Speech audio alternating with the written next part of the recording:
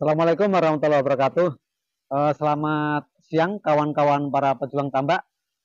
Untuk kali ini kita akan membahas tentang budidaya udang faname yang dicampur dengan bandeng. Jadi bolehkah kita berbudidaya udang faname, tapi dalam tambak tersebut kita masukkan juga bibit bandeng?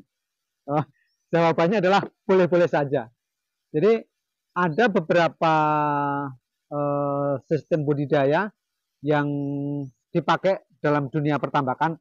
Yang pertama adalah tambak intensif. Dalam tambak intensif memang benar tidak boleh kita memasukkan ikan jenis apapun ke dalam tambak kita. Jadi dalam tambak intensif hanya murni yang kita pelihara adalah udang.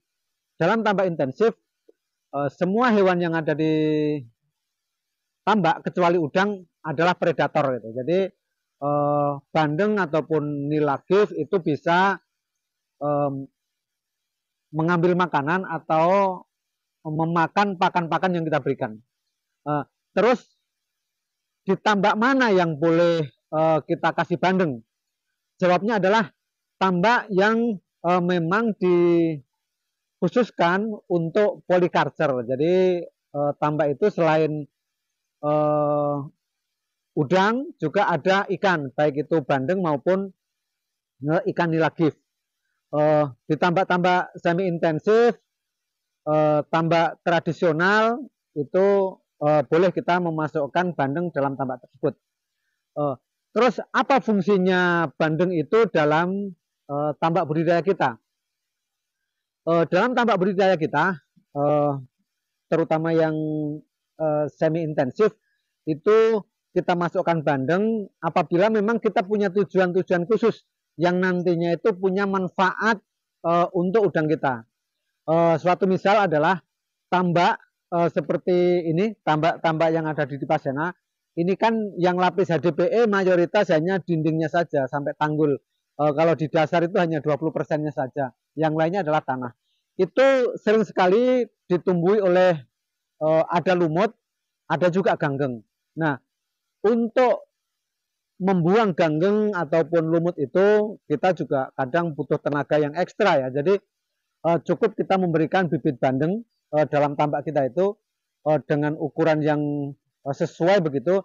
Jadi nanti lumut ataupun ganggeng yang ada itu bisa sebagai sumber makanan bagi bandeng. Ternyata kawan-kawan yang berbudidaya dengan menambahkan bibit bandeng dalam kegiatan budidaya juga masih mendapatkan keuntungan. Apalagi kalau tambak-tambak tradisional. Jadi tambak tradisional itu rata-rata lahannya hamparan tanah itu digali keliling 2-3 meter, kemudian memasukkan air. Nah, masih ada daratan yang sangat luas, itulah yang biasanya ditumbuhin oleh ganggeng atau lumut, dan itu harus dikasih dengan bandeng. Tujuannya adalah untuk menghabiskan lumut atau ganggeng di areal yang lebih luas daripada areal budidaya.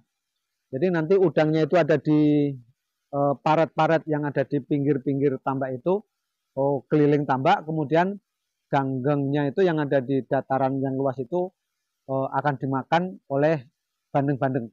Dan itu biasanya sih kalau di tambak tradisional justru akan lebih banyak untungnya dari bandeng.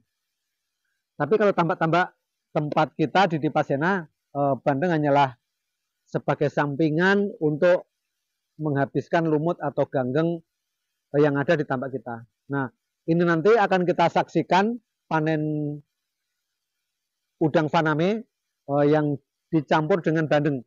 Jadi dalam satu peta ini dikasih bibit bandeng kurang lebih di 250 ekor. Jadi satu kantong. Biasanya kalau packing satu kantong itu di 250 ekor. Ini juga memberikan keuntungan sih bagi kawan-kawan yang panen. Itu kalau pulang bisa dapat oleh-oleh bandeng. Itu kawan-kawan, kenapa ada beberapa kawan di Dipasena ini yang tambaknya saat tebar benur itu dikasih bandeng. Jadi teknisnya adalah kita berikan dulu bibit udang setelah umur 1 minggu sampai 10 hari, itu baru kita kasih bibit bandengnya. Jadi bukan bareng atau duluan bandengnya, tapi benur dulu, benur udang faname. Setelah berumur 10 hari baru kita berikan bibit bandeng. Untuk kawan-kawan yang baru bergabung dengan channel YouTube kami, silakan untuk like juga subscribe agar kami lebih semangat mengembangkan channel ini dan bermanfaat untuk kawan-kawan petambak. Salam satu Anjo.